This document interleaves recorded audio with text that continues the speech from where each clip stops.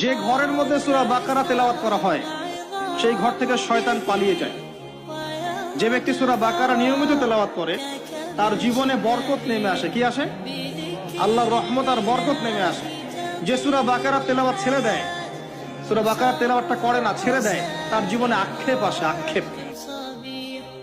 সূরা বাকারা এবং আলী ইমরান কিয়ামতের মাঠে মেঘের মতো থাকবে, যা পাঠককে ছায়া দিবে ইনশাআল্লাহ।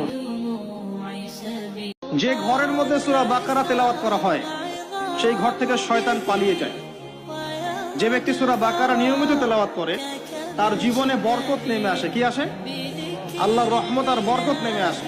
যে সূরা বাকারা তেলাওয়াত ছেড়ে দেয়, সূরা বাকারা তেলাওয়াতটা করে না, ছেড়ে দেয়, তার জীবনে আক্ষেপ আসে, আক্ষেপ।